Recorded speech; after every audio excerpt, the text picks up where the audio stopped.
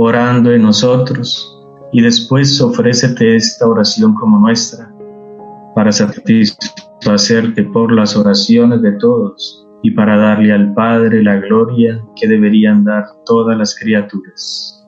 Amén. Dios te salve María, llena eres de gracia, el Señor es contigo. Bendita tú eres entre todas las mujeres, y bendito es el fruto de tu vientre Jesús. Santa María, Madre de Dios, ruega por nosotros pecadores, ahora y en la hora de nuestra muerte. Amén. Gloria al Padre, al Hijo y al Espíritu Santo, como era en el principio, ahora y siempre, por los siglos de los siglos. Amén.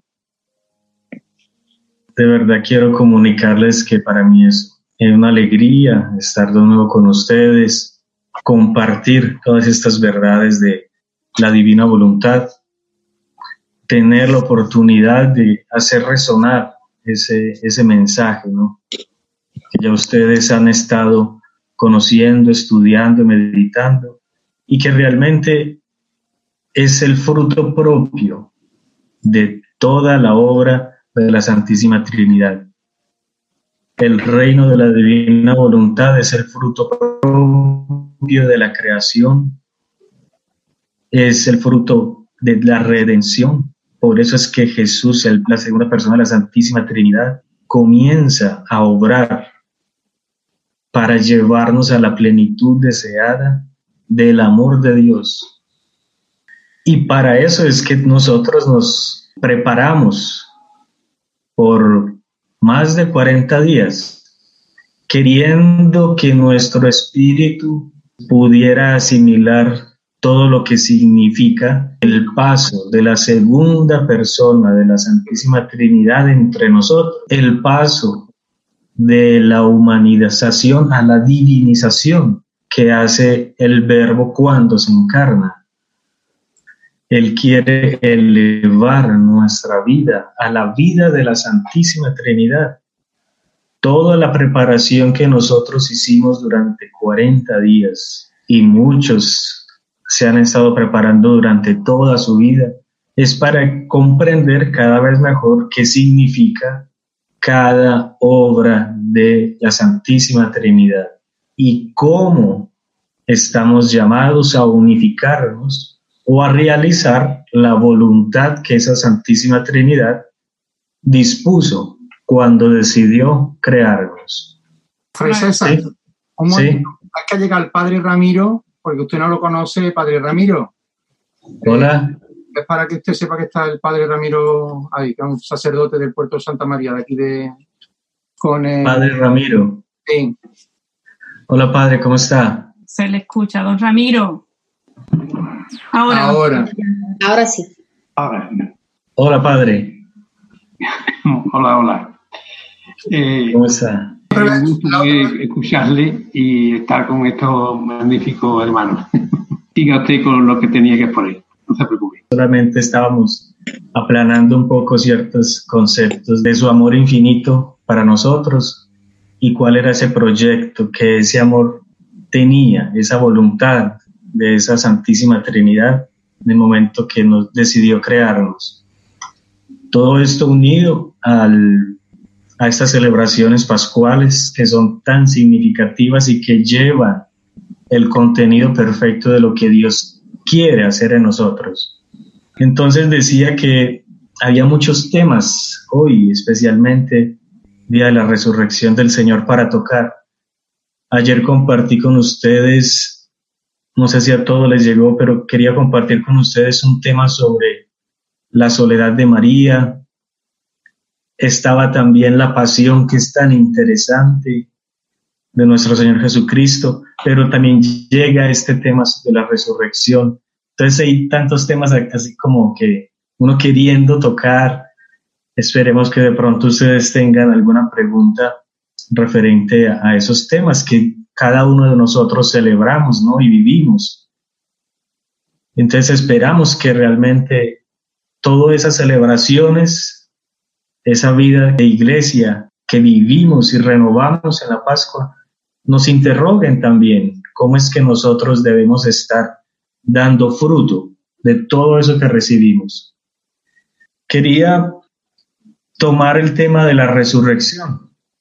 Y en la resurrección, habíamos dicho la última vez que nos encontramos, que la resurrección es el símbolo completo de lo que Dios quiere de nuestra alma.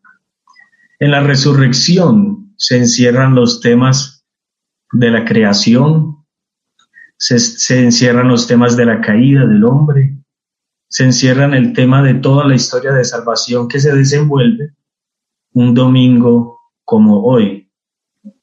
¿Qué es lo que estaba detrás de todo ese proyecto de la creación? ¿Qué fue lo que hizo el acto de desobediencia del hombre para con Dios? ¿Qué fue lo que interrumpió el decirle, no quiero obedecerte, no quiero seguir tus consejos? Cuando leemos en el Génesis que Adán y Eva decidieron realizar un acto de su voluntad en contra de la voluntad de Dios, diciéndoles, no quiero seguir lo que tú me dices. ¿Qué fue lo que se rompió ahí? ¿En qué estado nosotros caímos después del pecado?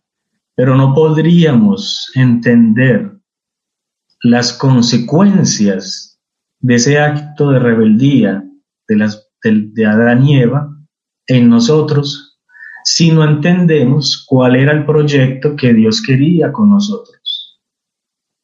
En la medida en que entendamos lo que Dios quería realizar en nosotros, en esa medida también vamos entendiendo la magnitud del pecado, las consecuencias del pecado. Y también vamos entendiendo el por qué se necesitó tanto tiempo, digámoslo unos 6.000 años, si vemos así cronológicamente, según las Escrituras, o hablemos simplemente desde el momento en que Adán y Eva pecaron hasta la Pascua y resurrección de Jesucristo. ¿Por qué se necesitó tanto tiempo? Porque Dios no simplemente, como dice en el relato del Génesis, permitió que comieran del árbol de la vida, en lugar de expulsarlos del paraíso.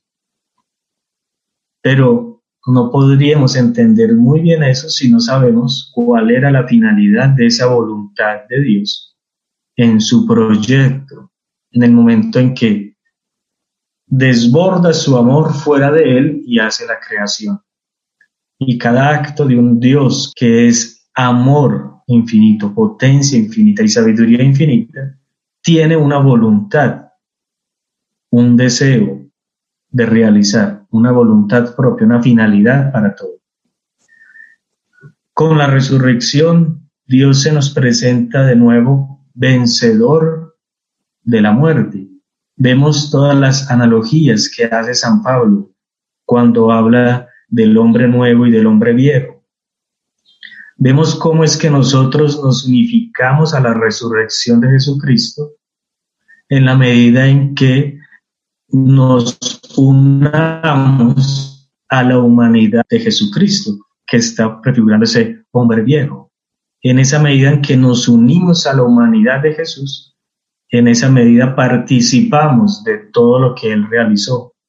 Y la resurrección no es algo que nos deje fuera, sino que la resurrección también nos abría las puertas para que nosotros, en Jesucristo resucitado, nuestra voluntad y se hiciera posible de nuevo el don de la divina voluntad en las criaturas. En Luisa Picarreta encontramos, cuando narra el momento de la creación del hombre, dice que el gran don con el que Adán y Eva fueron creados fue con el don de la divina voluntad. ¿Por qué decir esto? Porque nosotros, cuando leemos esta parte de la creación del hombre, solamente nos quedamos con que fuimos creados a imagen y semejanza de Dios, con unas potencias espirituales como la voluntad, la memoria y la inteligencia. Pero eso es poco para lo que Dios quería hacer con nosotros. Eso es poco para lo que el amor de Dios quiere participarnos. Por eso es en la medida en que también nosotros vamos entendiendo la lógica del amor de Dios, el razonamiento, ¿cómo decirlo? La teología del amor de Dios, en esa medida vamos nosotros abriendo los horizontes de lo que significan todas esas verdades también depositadas en las Escrituras. ¿Qué significa que un Dios se decida crear todas las cosas creadas que son al salir de Dios? Y por eso en los escritos de Luisa nos encontramos con la invitación a estar girando por la creación. Entonces ya todos saben muy bien este significado de girar en Luisa Picarreta, ¿no? Que girar en el italiano dice el paseo, que es como el recorrido, el paseo que el alma hace por todas las obras de Dios, comenzando desde la creación, la redención y también por las obras que hace el Espíritu Santo en la santificación. ¿Por qué el alma está llamado a girar? ¿Por qué la insistencia en los escritos? Y Luisa, cada vez que comienza un capítulo, ella habla de dos modos. Uno dice, encontrándome en mi habitual estado. Ese habitual estado de Luisa significa dos cosas. Una era que ella, por alma víctima, Dios la escogió también como alma víctima, y ella sufría las penas de la privación de Dios. Dios le dio una unión tan grande con él, Jesús con su humanidad, que Luisa no podía vivir si no sentía la presencia de Jesús. Y cuando Jesús no viene a ella, no se le aparece, no se le hace sentir, no le hace sentir su voz o su presencia, ella entra en esa privación. Ella dice, pero ¿por qué te alejas por tanto tiempo? Tú eres mi vida, yo no puedo vivir sin ti. Y otro es que Luisa, ese estado habitual de Luisa, era el estar girando. Si nosotros vemos bien los escritos, una reflexión que ella nos cuenta, que ella nos narra, nace de un giro. Ella dice, encontrándome en mi habitual estado, estaba girando por los misterios de la Inmaculada Concepción. Y mi dulce Jesús me hizo ver, me hizo entender y me dijo esto. Después dice, estaba girando en el momento en que Dios creó al ser humano y mi bendito Jesús me dijo esto. Es a través de esa actividad del alma en que Dios se nos va revelando, nos va iluminando. Entonces, primero es, para seguir entendiendo esto de la divina voluntad, debemos estar en esa actitud de amor. Sabemos que amor es una actitud, es estar recibiendo, estar atentos, estar meditando en todo lo que Él hizo por mí. En la medida en que nosotros hagamos eso, Dios nos va dando una luz especial para entender lo que nos dice. Entonces no es un modo intelectual los giros es una relación de amor. Decir, yo me siento amado en cada cosa creada y ese amor merece una correspondencia. En la medida en que hacemos eso, Dios nos va dando la claridad para lo que nos está queriendo llevar.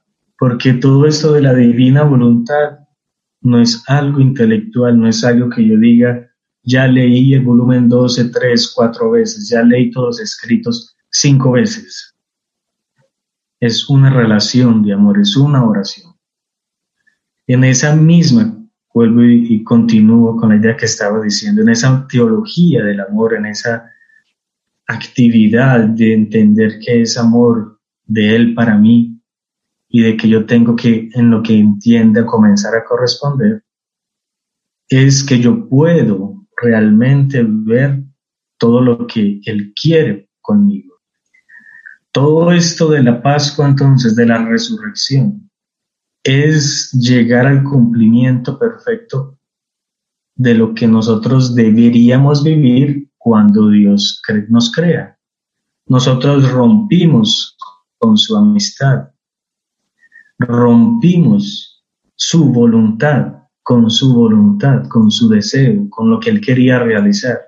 Y por lo tanto se necesitó tanto tiempo para volver a recapitular ese deseo primario de Dios en la creación y que Adán y Eva rompieron. Ya sabemos, nosotros en Adán y Eva también, ¿no? No es de que es culpa de ellos solamente, sino que en ese misterio del pecado original, cómo es que nosotros participamos de él también. Ese deseo, entonces, Él nos creó con unas potencias, memoria, inteligencia y voluntad. Pero para que con nuestras potencias nos adherísemos, nos uniéramos a su voluntad conscientemente. Entonces no simplemente nos creó con unas potencias y ustedes vivan y hagan su vida, su mundo, sus pensamientos, ideologías, políticas, religiosas. No, y aquí estoy cuando ustedes me quieran llamar. No. Entonces, en la medida en que yo conozca cuál es su voluntad al crearme, en esa medida yo voy a saber qué es lo que tengo que hacer. Son unas palabras muy, muy claras y muy famosas del Papa Benedicto XVI. El hombre solo llega a su plenitud, antropológicamente hablando, ¿no? El hombre solamente llega a su plenitud si descubre la voluntad de aquel que lo creó. Yo aquí tengo un instrumento, un aparato. En la medida en que yo sepa para qué es esto, en esa medida yo voy a aprovechar los beneficios de esto. En esa medida yo voy entonces a preguntarme quién lo hizo y voy a preguntarle a quién lo hizo qué era la finalidad de ese inventor. Entonces voy ante el inventor y le digo cuál es tu finalidad con esto. Y en la medida en que yo entienda la finalidad del inventor, voy a utilizar realmente y perfectamente esto que me dieron. Dios, su amor, no podía simplemente crearnos y dejarnos como un reloj. Así no actúa el amor de Dios. Él quiere comunicarnos perfectamente su vida divina. Él quiere que nosotros participemos de su mismo amor, porque el amor no se contenta con medias tintas. Eso lo podemos experimentar nosotros que somos imperfectos, sí, también cuando amamos a alguien o queremos ser amados, lo queremos todo. Y eso que todavía con nuestras estructuras de imperfección y tan limitados que somos. Ahora imaginen ese amor en Dios. Cada cosa creada contiene su amor infinito.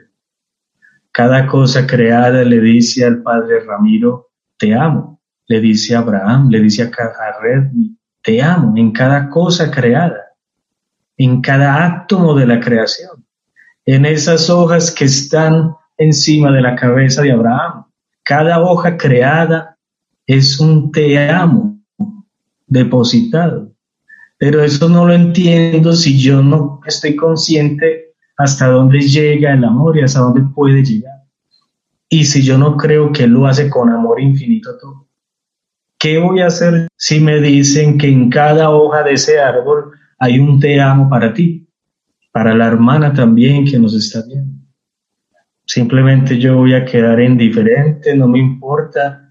¿Será que Él no merece ser correspondido?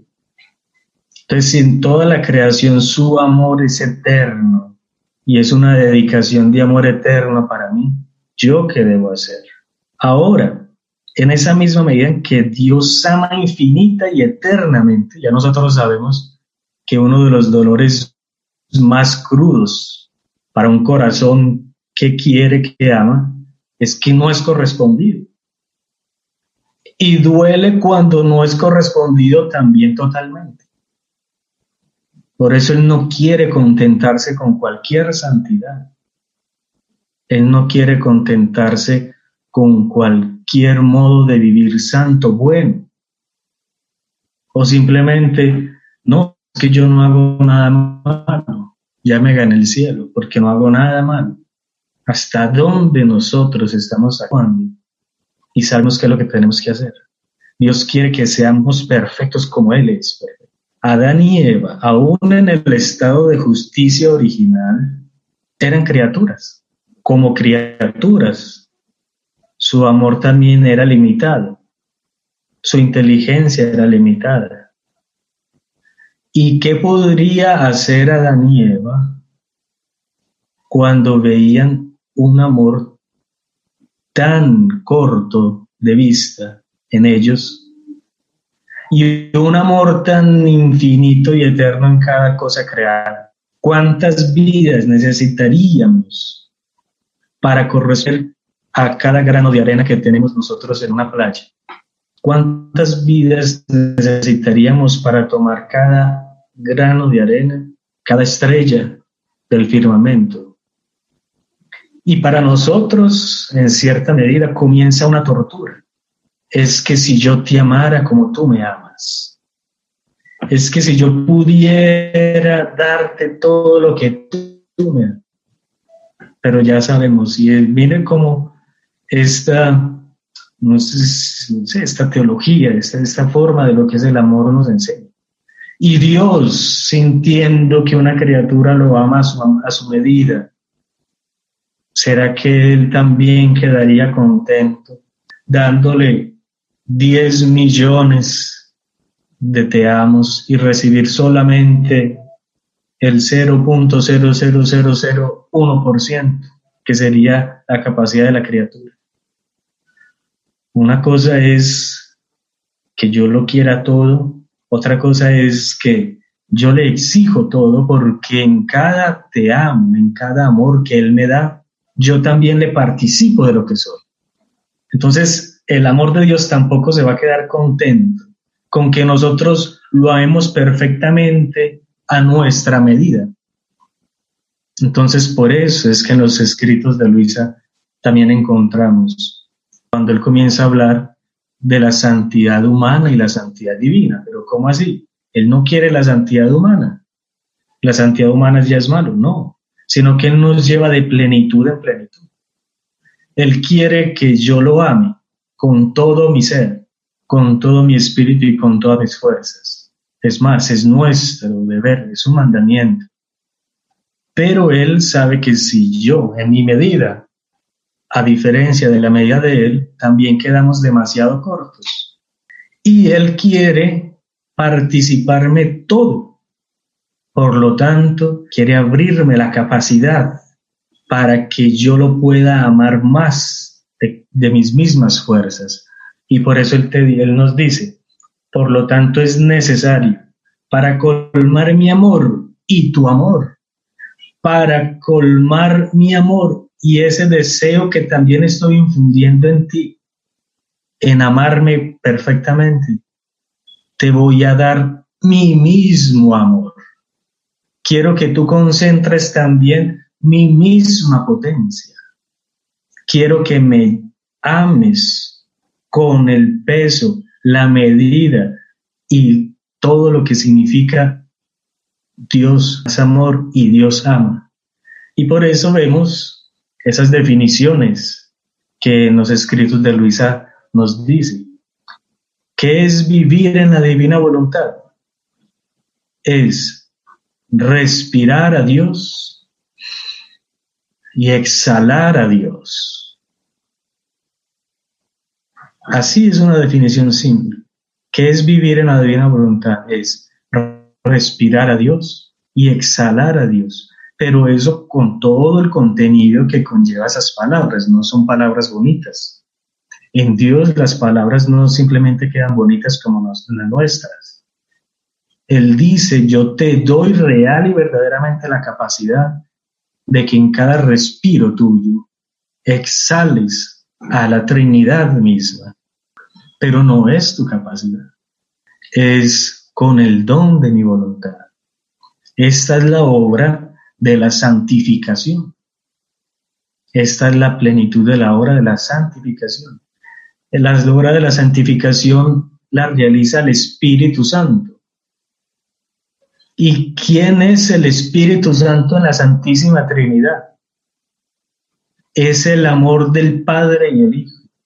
Es quien hace la relación perfecta entre el Padre y el Hijo. Ese amor que el Espíritu Santo comienza a desenvolver después de la redención en su plenitud, nos incita a quererlo amar cada vez más. Vemos los gemidos, por ejemplo, de San Agustín, los gemidos de amor de Teresa de Ávila, San Juan de la Cruz. Muero porque no muero, vivo sin vivir en mí y de tal manera espero. ¿Cuáles eran todas esas ansias que el Espíritu Santo depositaba en estos místicos, en estas almas que querían más amor? Santa Teresita del Niño Jesús. Mi labor dentro de mi madre en la iglesia es el amor, porque ahí estaba todo.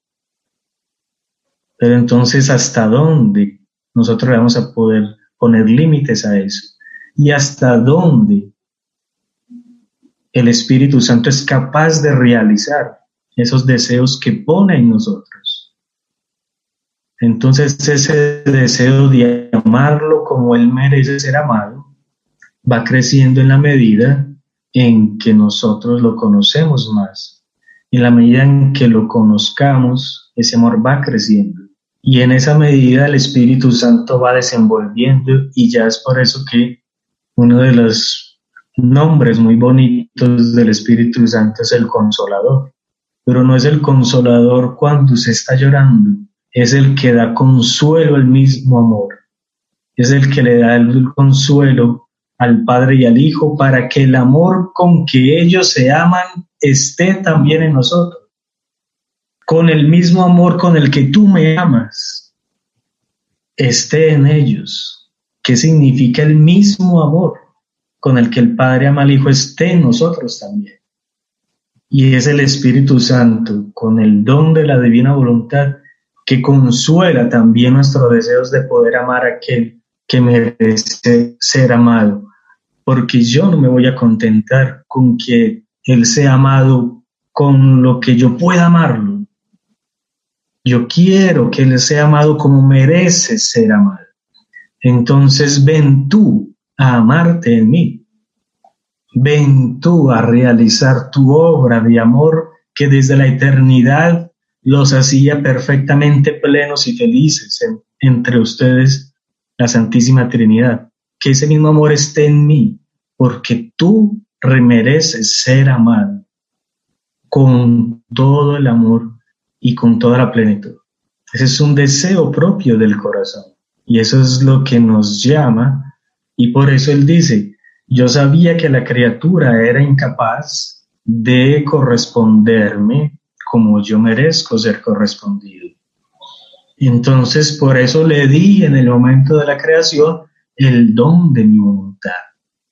Entonces, además de esas potencias del alma con que nosotros nacimos, que fuimos creados, además del estado de justicia, de santidad original, con que nosotros, salidos de las manos de Dios, estábamos hechos, Dios nos daba también su don, el don de la divina voluntad, el don de que la divina voluntad ame a Dios dentro de nosotros también. Entonces no es simplemente el decirle: te desobedezco porque comí de aquello y nos alimentamos de aquello, sino porque rompemos con una finalidad y con una actividad de amor eterno infinito que recorría entre el hombre y Dios, con el don de la divina voluntad también. Entonces eso es lo que habla unos capítulos sobre la resurrección.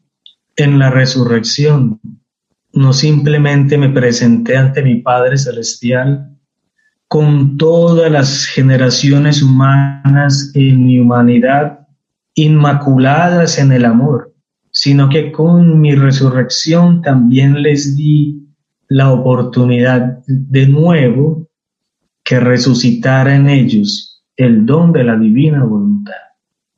Por eso estas figuras de la resurrección nos hablan de el ser dueños de la creación. Dios, la humanidad de Jesús resucitada, era dueño de la creación, y por eso los prodigios que también hace, y vamos a ver en las narraciones de estos 40 días en que Jesús se nos presenta antes de ascender al cielo. Entonces es muy interesante eso, es en la medida en que conozcamos cuál era la finalidad de Dios al crear al hombre, en esa medida podríamos ver lo grande y lo horrible que fue el pecado original, y vemos también cómo fue ese proceso hasta que ya llega la hora y Dios nos dice de nuevo: estoy listos para darles de nuevo el don de mi voluntad, para que se haga mi voluntad así en la tierra como en el cielo, porque esa fue una promesa de Dios. No nos estamos inventando eso, ni Luisa se lo inventó. Es simplemente a la luz del Evangelio, a la luz del Padre nuestro.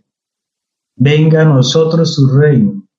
¿Cómo va a reinar si la voluntad de Él no reina plenamente entre nosotros? Entonces es un reino. ¿Qué clase de reino? Es un reino entre comillas, es un reino muy pobre. Dice que reina, pero no reina, ¿no? Su reino es un decreto divino porque su voluntad lo decretó y así se tiene que realizar. Pero ese reino no es pleno y total, sino es su voluntad no reina en nosotros, plena y perfectamente como reina en el cielo, como reina entre las tres divinas personas. ¿Se está entendiendo? ¿Se está escuchando bien? Todo vamos bien hasta este momento. Okay. Entonces, eso se trata de la resurrección. Volver a recapitular perfectamente la obra de la creación en su máxima expresión. Presentarnos inmaculados en Él, en la humanidad de Jesucristo, por el amor. Pero no solamente eso. Vemos cómo la Iglesia nos enseña. El hombre recapitulado, rehecho de nuevo, el nuevo Adán. Si tus pecados fueron rojos como el carmesí, yo los haré más puros, más blancos que la nieve, inmaculados. Pero ¿qué más había detrás de eso? ¿Qué hay más detrás de eso? ¿Simplemente ser inmaculados y lindos, bonitos? ¿O cuál era ese otro proyecto final? ¿Cómo es ese Dios reinante plenamente? No se puede reinar plenamente, ni desarrollar la voluntad creadora perfecta, sino es que su voluntad reine también plena y perfectamente en nosotros.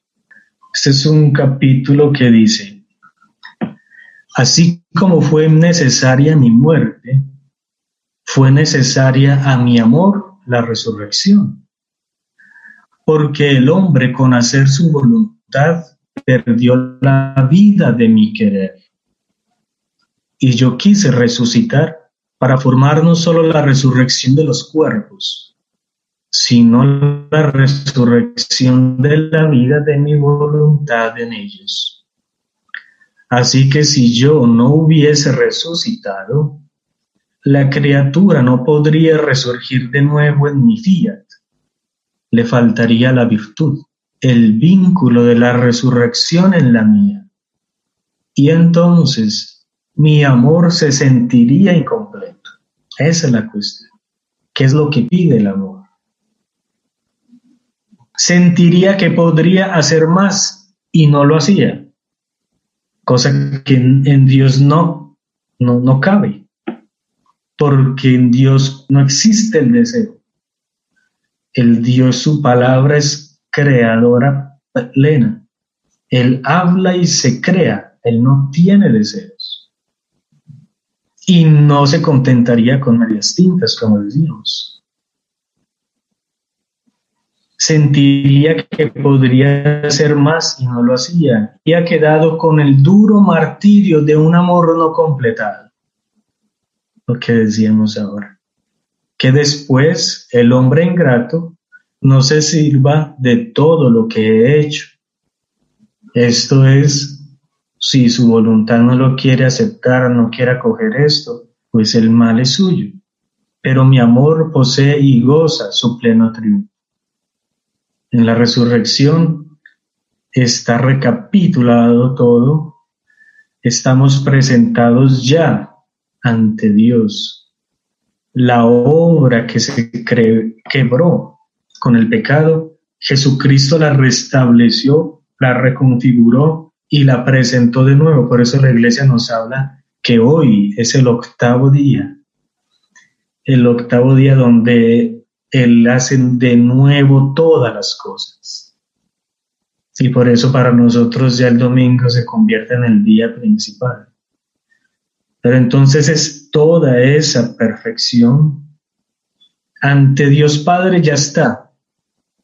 A nosotros nos toca, con nuestra voluntad, decir, me uno a ese proyecto, o simplemente me contento con lo que yo me quiera contentar.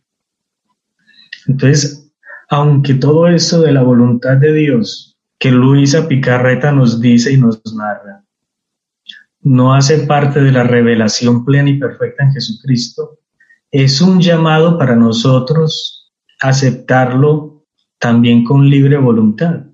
Pero hay de nosotros si no queremos aceptar un don tan grande. Esa es la cuestión. Ante el Padre Celestial ya está todo rehecho. En nosotros nos toca unificarnos a su voluntad, a su proyecto. Ese es otro trecho del volumen 21, abril 18 de 1927. ¿Cuál sería la diferencia de un acto hecho fuera de la voluntad de Dios o con la voluntad de Dios? ¿Cuál sería la diferencia? En esta diferencia es lo que Luisa siempre va a marcar, y es el contenido de los escritos, la diferencia entre el vivir y el hacer la voluntad de Dios. No está diciendo ni siquiera la diferencia entre el pecado y la vida santa, entre hacer y vivir la voluntad de Dios. Toda la iglesia, todos los santos nos han dicho que hacer la voluntad de Dios es signo de santidad. Luisa, la invitación es el no contentarnos con hacer la voluntad de Dios, sino el vivir la voluntad de Dios. Hija mía, qué gran diferencia hay entre un acto hecho en mi voluntad y un acto aún bueno hecho fuera de mi voluntad, o sea, sin el don de la voluntad de Dios. En el primero corre una vida divina dentro de él, y esta vida llena cielo y tierra. Y este acto del hombre hecho en la divina voluntad recibe el valor de una vida divina. En el segundo corre un acto de vida humana, y este acto es limitado, restringido, y muchas veces su valor termina cuando termina el acto. Y así, si algún valor este acto humano bueno contiene, es simplemente un valor humano que está sujeto a perecer. Esta es la gran diferencia sí, entre el hacer y vivir. Hacemos la voluntad de Dios, pero la hacemos como siervos, como esclavos, como amigos, pero no la vivimos al 100%. Uno de los ejemplos que también dice es en estos grados de perfección de hacer la voluntad de Dios es, primero, se está manejando un carro y al lado está Jesucristo. En el primero es un reconocer que Jesucristo está con nosotros haciendo nuestro acto de manejar. Ahí entran de pronto limitaciones nuestras, miedos, esto, lo otro. El segundo es que al conocer más nuestra incapacidad, le decimos a él, ayúdame a manejar, ven a hacer esto conmigo, ayúdame, vamos a hacerlo juntos, que es un acto de unión con él. Yo le digo, ayúdame, hazlo conmigo. El otro acto es decirlo, para que realmente todo sea más perfectamente hecho, ven tú a manejar. Cuando ya es Jesús quien maneja, ya el abandono es pleno y perfecto. Y en esa medida desaparecen los miedos, las inseguranzas, las frustraciones, porque sabemos que es Él quien está haciéndolo todo. Entonces una cosa yo decirle, ven a hacerlo en mí, ven a hacerlo conmigo. Esa es la diferencia entre un acto hecho en la divina voluntad y un acto fuera de la voluntad de Dios. Hacer la voluntad de Dios es decirlo, ven junto conmigo y tú estás mirando para que yo lo haga y si lo hago mal usted me corrige, pero es un acto mío. El otro es decirlo, ven tú a hacerlo en mí, que es la fusión más plena. Y ese acto es hecho por Él. Es un acto con un valor y con un peso hecho por Él. Otro ejemplo es cuando una persona está dibujando, tiene la intención de dibujar y está al lado de Picasso. Y él dice, no, pues si yo estoy al lado de Picasso, me va a decir cómo debo dibujar. Entonces yo le digo a él, ¿qué quieres que haga? Haz una línea. Yo hago una línea. Yo la hice y el mejor de los maestros estaba junto conmigo. Otra cosa es yo decirlo, ven a hacerla conmigo. Otra cosa es que él tome mi mano y haga el dibujo. ¿De quién es hecho el dibujo? ¿Es hecho por Picasso? Sí. ¿Es hecho por mí? También. ¿Es un acto de Picasso y mío? Sí, sin duda alguna. Ahora ven tú a hacerlo todo en mí. Es un acto fundido con Él, con las características mías, porque yo nunca desaparezco, pero la firma es de una persona divina. Vamos siempre siendo llamados de plenitud en plenitud. Si tienen algunas preguntas, mientras tanto, pueden hacerlas, correcciones, el Padre, por favor, también, algunas imprecisiones. Voy a abrir los micrófonos, Fray, que están silenciados, los activo todos. A ver, podría preguntar un momentito, soy Ramiro. Sí. Hola. El caso es que, vamos a ver, en los casos de los místicos, pongamos por caso, describió Santa Teresa de Jesús las estancias distintas del castillo interior, ¿de acuerdo? Sí. Entonces, de esta manera, por tanto, por esas estancias se va avanzando conforme va llegándose a la unión con Cristo, ¿sí? Entonces resulta que si se ha llegado a una estancia más interior, al final se estabiliza en ella el santo o el místico o la mística, lleva una temporada o tiempo así y luego prosigue en su empeño de unirse al Señor y llega a otro interior hasta que llega al final de la poda mística y esta cosa, ¿sí? Sí. Entonces la cuestión, sin embargo, es que aquí ven ustedes que la talla de mi persona, por ejemplo, no llegaba si acaso a la segunda o tercera estancia del comienzo. Así que yo me doy cuenta, sin embargo, que esto nos invita a todos los que estamos aquí, ni más ni menos, a esa unidad en que nos dejemos llevar por el amor y el querer del Señor. Entonces, de esta manera, por tanto, Teresa tenía trato directo con Cristo, como también lo tenía Luisa, ¿no? Claro, en cierto modo, podían aclarar más claramente dónde estaba el querer de Dios, ¿de acuerdo? Pero claro, nosotros que no vemos lamentablemente al Señor, sino a través de los signos de la fe, ¿de acuerdo? Pues resulta que no estamos, a mi entender, tan duchos como para saber, digamos, distinguir dónde está el querer. ¿Comprende? Porque claro, es verdad que si tú te pones la mano en tu Señor, pero claro, a menos que te haga entender intuitivamente o te haga ver con una idea o un acto en tu mente o lo que sea, qué es lo que está el Señor haciendo en ti o queriendo hacer en ti, pues tú no sabes tú realmente por dónde te conduce el Señor.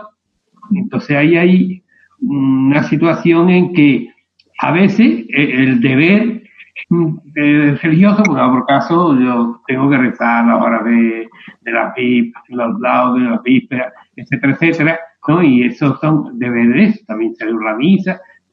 Ahí puedo perfectamente conocer que al Señor le agrada de seguro eso, le invita al Señor, y muy bien, porque que el Señor estoy seguro que va conmigo, ¿eh? Pero la cuestión es totalmente en las acciones, digamos, ordinarias de la vida. Está el hecho de el acto preventivo, por lo cual todo acto lo quiero hacer en su santa voluntad y quiero que me conduzca. Pero claro, habrá actos que yo tengo que hacer normalmente, pongamos caso que yo fuese un cocinero, pues tendría que cocinar y a lo mejor hacer nada para darle de comer a otros. Pero claro, después que termino eso, los demás actos, los ordinarios naturales de eso, que tengo que lavarme, o tengo que ver alguna cosa, o ver alguna noticia, pero ¿dónde puedo o cómo puedo yo percibir ese actuar de Cristo en mí? De algún modo, no estoy seguro si el Señor está, digamos, conduciéndome. ¿Entienden? ¿Me entienden un poquito? Sí. No, todo lo que el Señor, el Padre habló es así. Es una de las insistencias, una de las características que Jesús también pide para abrirnos a la voluntad de Dios, porque Él dice, la voluntad, el vivir en mi voluntad no es de cosas estrepitosas. Por ejemplo, la vida de María Santísima, nuestra Madre. ¿Qué cosas de estrepitosas María Santísima hizo durante sus 60, 70, pero durante su vida oculta, su vida cotidiana, barriendo su casa al pozo? ¿Qué diferencia que hizo de cosas estrepitosas? Ella estaba fundida plena y perfectamente en todo. Y una de las cosas más bonitas también es sobre la voluntad, que es el que está al alcance de todos y en que todas las cosas contienen y contendrán el mismo valor y el mismo peso. En la voluntad de Dios todo tiene el mismo valor. ¿Qué es lo que le da el valor a las cosas? ¿El tamaño de las cosas o la esencia con que fueron hechas las cosas? ¿Cuántos sacerdotes no se han santificado aún consagrando diariamente? ¿Y cuántas señoras sufriendo en lo cotidiano de su vida que ni siquiera podían comulgar diariamente llegaron a una santidad en lo que hacemos, sino con el amor con lo que hacemos? Y si yo entonces voy a decirle a la voluntad de Dios, ven a amar en mí, todos mis respiros, todos mis actos hechos en ella contienen el valor de un amor infinito. Todo de las obras es con el amor con que sean hechas las cosas. Eso es lo que ve Dios. San Pablo nos lo dice muy claro. Yo puedo convertir pueblos enteros con mi predicación, pero si no tengo amor, yo puedo predicar en lenguas, pero si no tengo amor. Entonces, no son las cosas lo que le dan el valor, grandes o pequeñas, es con el amor con que la hagamos. En este caso, con el don de la divina voluntad obrante en nosotros, es con su mismo amor. El alma que viva en mi voluntad, aún el más mínimo pestañear contiene un valor infinito, porque no es de la criatura, sino yo haciéndolo en ella. Y por eso todas las cosas contienen el mismo valor. Entonces no nos preocupemos pero es que Dios mismo, ¿cómo nos limitó? A la iglesia misma, ¿cómo limitó en esta cuarentena para realización de las festividades pascuales? Cada uno en su casa. Entonces, los únicos que pudieron realizarlo en una iglesia tuvo más valor que los que lo realizaron en su casa. Hasta puede haber que muchas de las que lo realizaron en su propia casa fue más agradable a Dios que en otras personas que lo realizaron en una iglesia. ¿Quién es el que ve al final de cuentas la sustancia de las cosas? ¿En qué? ¿Con qué clave, con qué criterio nosotros vamos a ser juzgados? Si usted es religiosa, va a tener más valor, o si usted es simplemente una ama de casa. Entonces, la religiosa le vamos a dar más bienes en el cielo. ¿Con qué hiciste todo? ¿Con qué amor hiciste todo? Ahí está la clave. Y por eso él dice, llámame mi voluntad, porque esta santidad está disponible para todos, para pequeños, grandes, ancianos, jóvenes, inteligentes o menos inteligentes. Lo que interesa es que sea mi voluntad en ti. Es mi incapacidad intelectual, mi capacidad tampoco me va a poder tener una atención al 100% para yo en todos los 100% de mis obras decirlas, ven divina voluntad a hacer esto, ven divina voluntad a hacer esto y esto. No, nuestras ocupaciones van a sustraer nuestra atención, y es lo que el Padre decía. A Dios lo que le interesa es mi voluntad, y por eso la importancia de ese acto preventivo, porque nuestra capacidad. Pero en la medida en que hagamos actual esa intención de que la divina voluntad obre en mí, en esa medida se van ampliando, como el Padre también lo dijo, se van ampliando el entendimiento, el poder ver, y voy alimentando más para que se haga más grande esos criterios y ese entendimiento de lo que tengo que estar haciendo.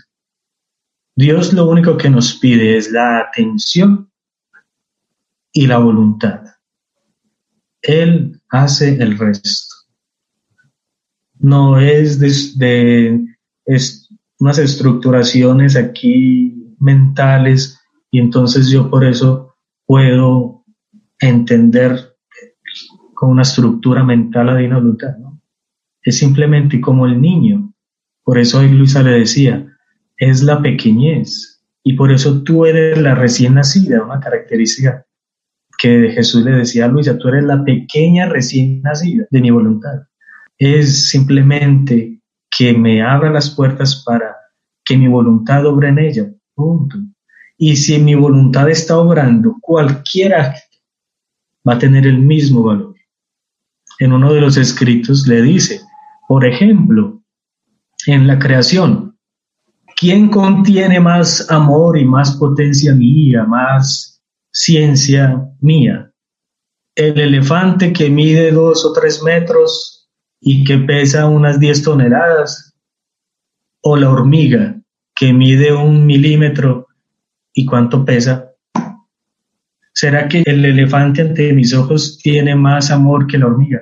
No, las dos fueron hechas con la misma esencia, con la misma perfección, con el mismo amor. Y así lo podemos también nosotros decir en nuestros actos. Si estoy cepillándome los dientes o estoy predicando quién sabe en dónde, no importa. La esencia es con lo que se haga. Y en esto, la esencia de nuestros actos no es nuestra capacidad humana, sino la esencia divina, su voluntad obrante en mí. María Santísima, ¿qué es María Santísima comparada a los milagros que hizo el Padre Pío? Entonces, porque el Padre Pío hizo unas obras extraordinarias mucho más grandes y numerosas, es más santo que María Santísima. Y eso lo entendemos así, ¿no? Pero ¿hasta dónde hemos entendido la esencia, la sustancia de la santidad de María entonces, porque es más grande María barriendo que todos los actos de todos los santos juntos. Porque cada acto en María era movido y hecho, realizado con el don de la divina voluntad. Entonces, no nos preocupemos. Lo único que nos interesa entender es que yo, con mi voluntad, le digo, ven tú. Porque no sé cómo, pero yo sé que eres amor eterno, infinito y omnipotente. Tú haces el resto. Eso es lo único que me interesa a mí entender. El abandono perfecto de un hijo, de un niño, de una criatura. Se abandona en los brazos de su padre y no le interesa más nada. Que es la santidad que nos muestra Santa Teresita del Niño Jesús. Que aunque se pareciera como una santidad infantil, es de una sabiduría, una teología muy grande por detrás. Es en esa pequeñez siempre, porque no son mis actos, no son mis obras, no es mi santidad, son sus actos, sus obras en mí, su santidad en mí. Y por eso algunos capítulos dice, es que es tanta la luz y la paz en esta alma, que ni siquiera el demonio puede llegar a tentarla, porque sabe que de ella no puede tomar nada, no puede tentarnos ni por la vanidad, porque es que nada es nuestro, todo es hecho por Dios y con Dios, es Él en mí. Una pregunta yo también. ¿Puedo? Sí. Bueno, vamos a ver, mira, hay una teología de los santos padres que hablan que la humanidad fue construida, como y destinada para que cubriesen el lugar del cielo que estaban destinados en los coros de los ángeles que después de la caída dejaron vacío ese coro de ángeles, llamémoslo así. Esa teología está sancionada por la Iglesia ni nada de eso, pero era una expresión, una manera bonita de decir que todo Dios había proyectado una alabanza de todas sus criaturas. Lamentablemente una porción de los ángeles desgraciadamente renunciaron a ella, y entonces Dios decidió construir la humanidad para cubrir así la plenitud de todas las criaturas que habrían de vivir en comunión con Él y en alabanza gozosa, ¿no? Bien, entonces lo que pasa es que yo creo que esa teología ha sido superada por la cuestión esta de la divina voluntad, porque es que Jesús habla a Luisa de que está interior, basta ella a estar en el mismo ser trinitario de Dios, digamos, en gran intimidad. Entonces, por tanto, ya no es los coros de los ángeles, de los santos, sino que a lo mejor se participa de una comunión de vida trinitaria intensísima. Bueno, yo no voy a decir que tengamos que esa expresión podamos nosotros saber qué es lo que quiere decir, porque vamos, la imaginación se dispara, pero no es que, digamos, podamos decir claramente qué es lo que es propósito de Dios, pero la cuestión es, la pregunta, el lugar de aquellos que en el cielo han llegado por estar en plena comunión con el querer divino. Hay algunos capítulos que hablan sobre eso mismo. Y en la medida de esta santidad va a tener también unos grados. Así como hay grados en la santidad humana, en la santidad que nosotros conocemos, ¿no? Que en la plenitud de los tiempos y la unión con Dios se va haciendo cada vez más grande, ¿no? La santidad que alcanzó Padre Pío, los santos del siglo XVI, es mucho más grande a la santidad de muchos en otro tiempo, porque lo que más hace la santidad es el conocimiento. En la medida en que conocemos, en esa medida entendemos y en esa medida damos frutos, como nos hablan las parábolas en el Evangelio de quien da más fruto. Da más fruto aquel que más entiende. En esas analogías de las semillas, unas dan 100, otras dan 30, otras dan 20%. En eso también va en la medida en que conozcamos. Dentro de esta santidad de la divina voluntad, también van a haber unos grados, y esto porque todos fuimos creados con diferente capacidad de nuestra alma, nuestro espíritu, y también en la medida en que conozcamos más verdades sobre el reino de la divina voluntad. En la medida en que conozcamos, su reino se hace más extenso en nosotros. En la medida en que conozcamos, nosotros vamos a saber lo que podemos realizar, lo que puede realizar un acto hecho en la voluntad de Dios por mí. Y en la medida en que conozcamos, también iremos adquiriendo unos grados dentro de esa plenitud de la unión con Dios allá en el cielo. Entonces, esos grados lo hacen la capacidad normal que cada uno tenemos, como hay unos grados angélicos. Los serafines tienen una santidad mucho mayor que los ángeles, esto por su capacidad propia, personal. Pero también en la medida en que nos acerquemos y conozcamos el misterio de Dios, en esa medida contemplamos mejor y gozaremos de una gloria en el cielo. Entonces esos capítulos hablan de los grados en la divina voluntad, y esos grados lo van haciendo el conocimiento que tengamos de las verdades de este reino de la divina voluntad. Entonces es así, como dice el Padre, allá en el cielo vamos a gozar también de unos grados, más o menos según nuestra capacidad, pero que en ningún momento yo voy a estar diciendo aquel tiene más, este tiene menos, yo soy más, yo soy menos. No.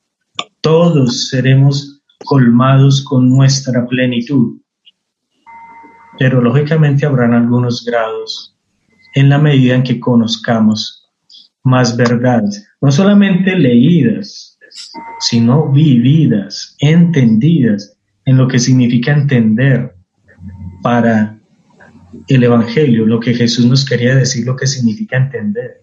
Entender no es simplemente recibir. Muchos recibimos semillas, en la parábola del sembrador recibieron semillas, pero no todos dieron fruto. Entonces no es simplemente yo recibirlas, sino que cuántas de ellas dan fruto en mí. Y en cuanto a esto de los ángeles, ¿no? De esa teología que el Padre hablaba, algo leí también un poco, ¿no? Pero no es algo así muy dogmático, ¿no? El Padre mismo lo dijo, no es algo que tenga un peso en la revelación. Pero algo que quería decir era en cómo en estos días nosotros escuchamos, en estos días de Cuaresma, de Pascua, un dato muy curioso que nos dan las Escrituras. ¿Quién eres tú que con una naturaleza más insignificante a la de los ángeles te elevaste a unas alturas más grandes que los querubines y los serafines, porque eres llamado Hijo de Dios? Eso lo encontramos en las Escrituras. ¿Quién soy yo? ¿Quién eres tú que estás llevado y elevado a una altura más grande que la angelical, cuando eres de una naturaleza tan insignificante y despreciable?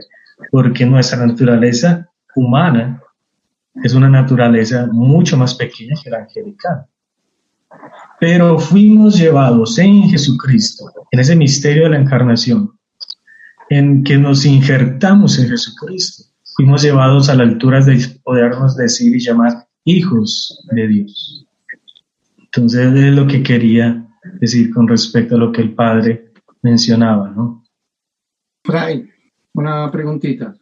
Yo, referente también a lo que ha hablado el padre Ramiro, como estaba comentando del tema de los ángeles y del tema de nosotros, yo tengo entendido, bueno, usted la semana pasada nos comentó sobre el tema de la inhabitación de la Trinidad. Entonces, mirando en el catecismo, porque siempre hay personas que son, como por ejemplo los religiosos, los teólogos, como hablamos aquí, la Santa Iglesia, yo digo que la divina voluntad está todo en igualdad con lo que es la Sagrada Escritura y lo que es el catecismo. Evidentemente, más grado de divinidad que lo que escribe a lo mejor la persona humana, ¿no? Pero, por ejemplo, en lo que hablaba usted de la inhabitación, mirándolo en el catecismo, que da una clara respuesta a, por ejemplo, a cosas que nosotros pensamos humanamente. Y dice en el catecismo, en el número 260, el fin último de toda la economía divina es la entrada de la vida en la unidad perfecta de la bienaventurada Trinidad.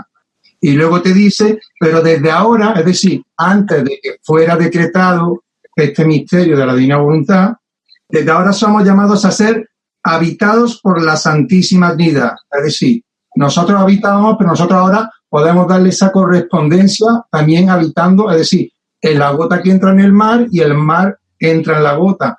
Entonces, tengo entendido también, como dicen, las obras santas y buenas serán medidas y pesadas, pero las obras divinas y santas, dice, asaltarán el cielo.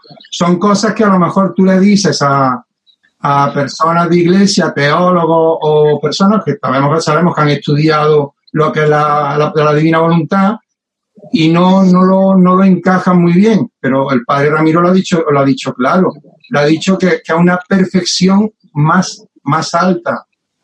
Es un poquito, no es muy entendible si no tenemos ese conocimiento, si no practicamos, si no hacemos las cosas, pero es una cosa de intentar, que es lo más complicado, desnudarse uno a sí mismo. Como los coros de los ángeles, pues las pruebas las hemos tenido todas. La Virgen tuvo su prueba, Luzbel tuvo su prueba, Abraham tuvo su prueba, y nosotros tenemos nuestras pruebas diarias. Nosotros estamos comiendo una manzana del árbol todos los días.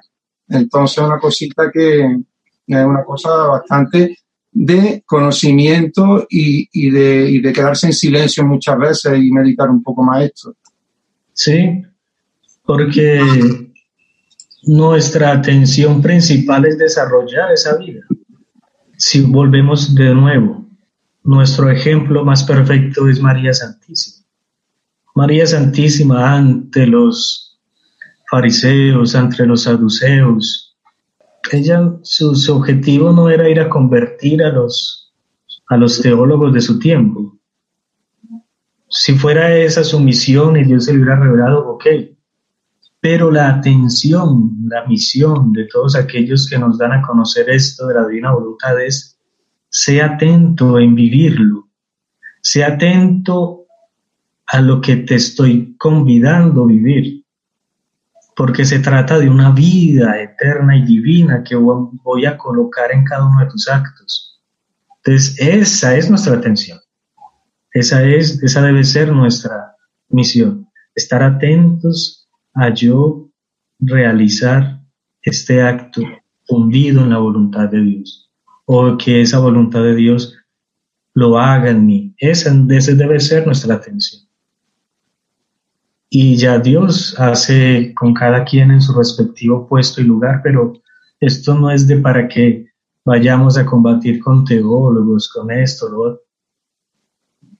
Entonces es simplemente estar atentos en nosotros, recibir, asimilar y vivir a lo que estamos siendo llamados, y Dios hará el resto.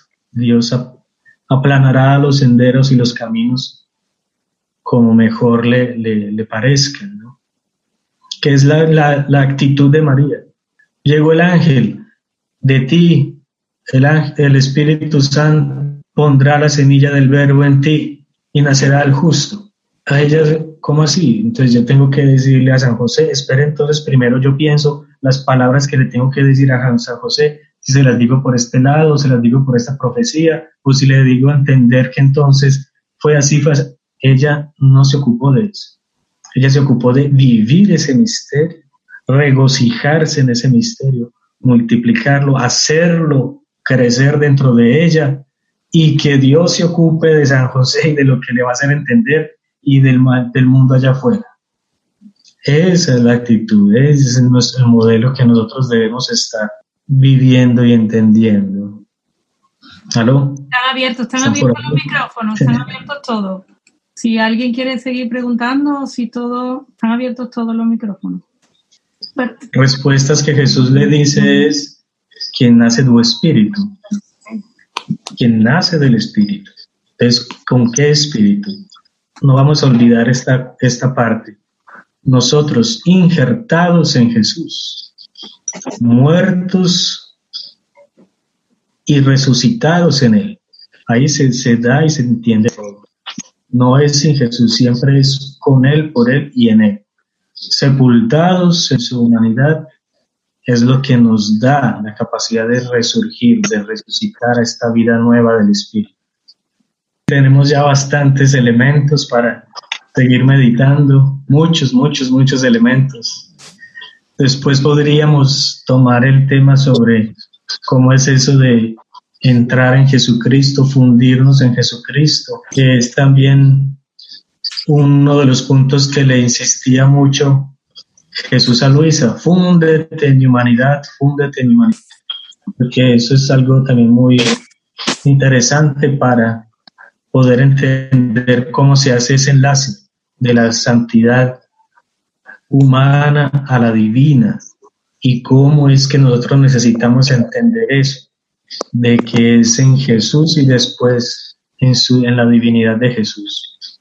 La verdad, Felicia, es que me ha gustado muchísimo, eso me ha esclarecido, me ha aclarado algunos de los puntos que tenía yo dudosos, Claro, es que yo también es verdad que he leído un poquito de los demás libros, ¿no? Que voy por el primero y el tercero, un poco más. Entonces, aún me falta mucho más conocimiento, pero pienso que nos ha beneficiado mucho esta charla. Las gracias a Dios por haber podido participar de este encuentro. Muy agradecido también con su presencia.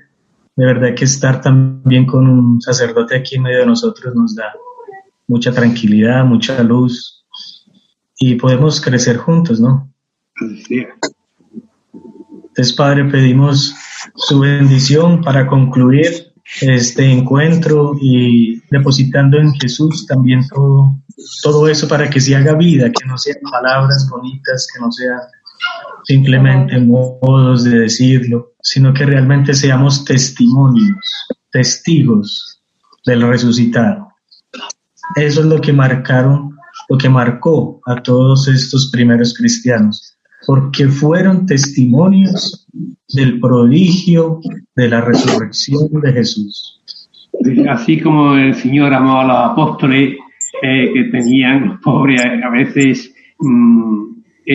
dudas, como aquellos dos que se marchaban a Emaús, y también incredulidad como el pobre Tomás, pues a todos nosotros nos mire el Señor con ternura, generosidad, con su gran paciencia y misericordia, y nos permita vivir en esta Pascua el gozo y la alegría de experimentar los amados del Señor, tal y como somos, pero también invitados a entrar en su divina voluntad y queriendo así de esta manera que en nosotros se realice el proyecto divino. Y la bendición de Dios Todopoderoso, Padre, Hijo y Espíritu Santo, descienda sobre vosotros. Amén. Amén. Amén.